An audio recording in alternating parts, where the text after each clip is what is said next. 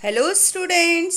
देखिए बच्चों, अभी तक हमने जाना कि आपकी जो मेटल्स हैं उनकी क्या फिज़िकल प्रॉपर्टीज़ हैं, क्या केमिकल प्रॉपर्टीज़ हैं, ठीक है। और नॉन मेटल्स की क्या फिज़िकल प्रॉपर्टीज़ हैं और क्या इनकी केमिकल प्रॉपर्टीज़ हैं, दोनों में क्या डिफरेंसेस हैं। आज हम समझेंगे कि जो मेटल्स हैं और नॉन मेटल्स हैं इनका हम कहाँ पे इस्तेमाल करते हैं, क्या यूजेस हैं इनके, ठीक है।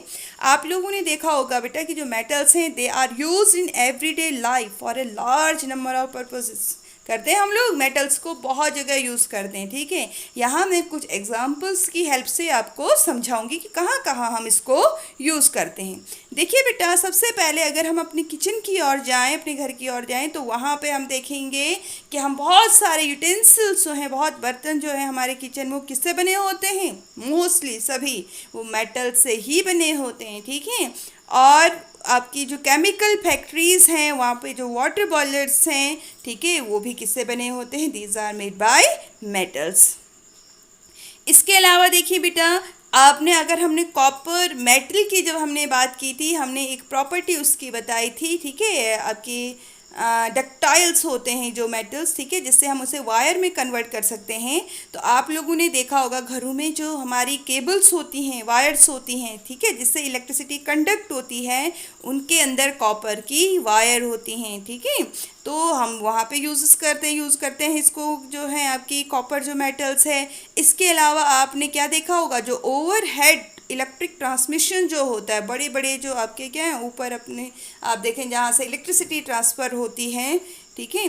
तो वो भी क्या है आपके किससे बने होते हैं? आपके वो जो केबल्स हैं वो भी मेटल से बने होते हैं, एल्यूमिनियम मेटल से बने हुए होते हैं। आप पिक्चर्स में भी समझ सकते हैं, पिक्चर्स की हेल्प से भी।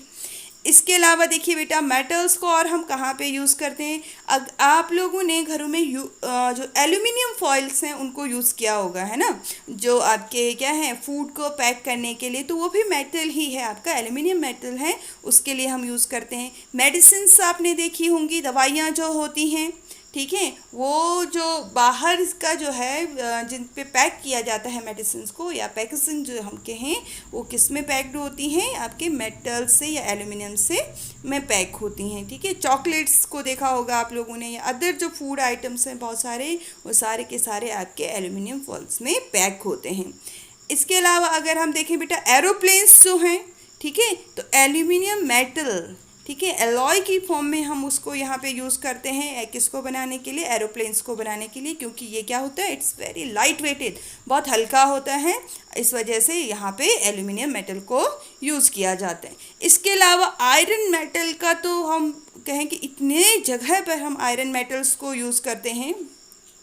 आप लोगों ने घरों में देखा होगा जो स्क्रू हैं, नेल्स हैं, नट बोल्ट्स हैं, पाइप्स हैं, ठीक है, घरों की जो रेलिंग्स होती हैं, हमारे घरों में चारों तरफ देखें हम, जो रेलिंग्स हैं, गैस के सिलेंडर्स हैं हमारे, ठीक है, स्टोव्स हैं, वाटर टैंक्स हैं, ऑफिस के फर्नीचर्स हैं, इंडस्ट्रियल टूल्स जितने होते हैं, ठीक है, मशीन्स हैं, और आपकी बिल्डिंग्स हैं बहुत सारी, ठीक है, ब्रिज हो गए बड़े बड़े, रेलवेज लाइन हो गई, ट्रांसपोर्ट व्हीकल्स हो गए सच कार, बसेस, ठीक है, ये सारे मोस्टली यहाँ पे जो सामान यूज़ होता है वो किससे बना होता है? These all things are made by metals, metal से ही बने होते हैं। इसके अलावा देखिए बेटा, अगर हम जिंक मेटल की बात करें तो ये गैल्वेनाइजिंग के लिए यूज़ में होते हैं। किस चीज़ के लिए? आयरन को प्रोटेक्ट करने के लिए, क्योंकि आयरन आपको पता है कि इसकी क्या हो जाती है, रस्टिंग हो जाती है वाटर के साथ या मॉइस्ट एयर के साथ, ये रिएक्ट करता है और इसमें क्या हो जाती है, रस्टिंग हो जाती है, इसमें ख़त्म हो सकते हैं। लेकिन अगर जिंक मेटल से इसकी गैल्वेनाइजिंग की जाए, इसकी कोटिंग की जाए, तो इसका जो लाइफ टाइम है वो बढ़ जाता है। तो हम यहाँ पे भी कह सकते हैं कि हमारे लिए मेटल क्या है, यूज़फुल है।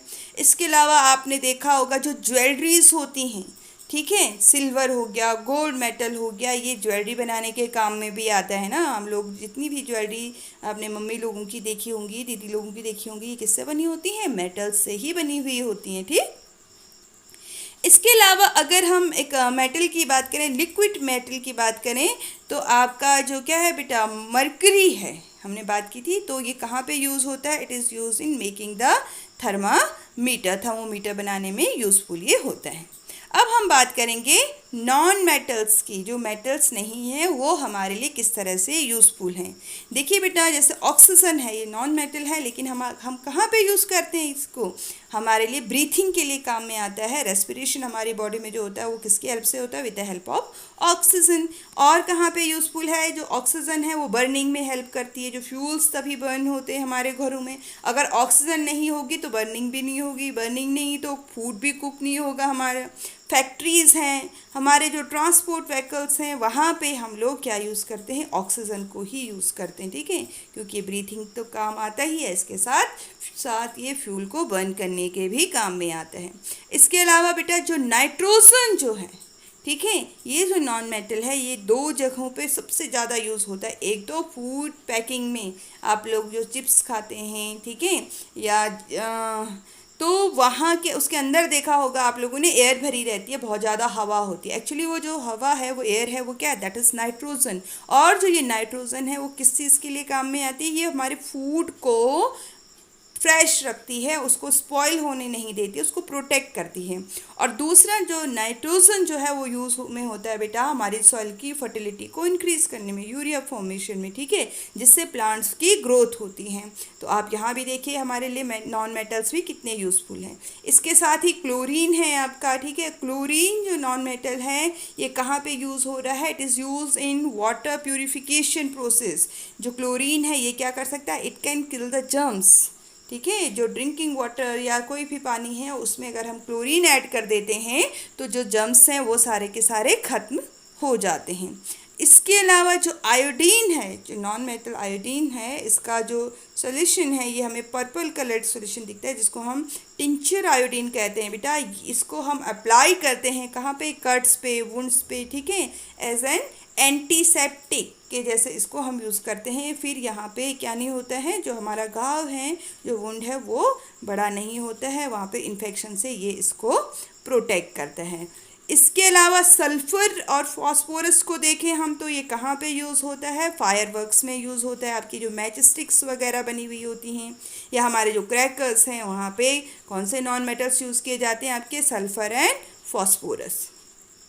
इसके अलावा देखिए बेटा आपके वल्कनाइजेशन प्रोसेस में भी यूज़ होती है। वल्कनाइजेशन का मीनिंग है आपका जो रबड़ होता है उसको हार्ड बनाने के लिए, ठीक है, वहाँ पे आपका सल्फर नॉन मेटल यूज़ होता है, क्योंकि नहीं तो रबड़ कैसा रहेगा? बिल्कुल सॉफ्ट रहेगा और इससे हम काम नहीं करा सकते हैं, ठीक है। गाड़ियाँ हैं, जो टायर्स हैं, नहीं तो अगर ये बिल्कुल सॉफ्ट रह गए रबड़ तो इतना वेट तो नहीं उठा पाएंगे। बड़े बड़े ट्रक वगैरह देखे होंगे, तो उसको हार्ड करने के लिए गैल्वेनाइजेशन प्रोसेस की जाती है, जहाँ पे आपका सल्फ़र यूज़ में लाया जाता है। इसके अलावा कार्बन जो नॉन मेटल है उसको हम यूज़ करते हैं एज ए फ्यूल। इसमें आपके कार्बन्स के अलग अलग फॉर्म को हम यूज़ करते हैं एज ए फ्यूल, जैसे चारकोल, कोक हो गया, कोल हो गया, ठीक है। तो ये सारी जो फॉर्म्स थी वो कार्बन की फॉर्म्स थी। आई होप आप लोगों को यूजेस एंड आपके किसके मेटल्स और नॉन मेटल्स के क्या यूजेस हैं हमारी डेली लाइफ में वो समझ में आया होगा, ठीक है।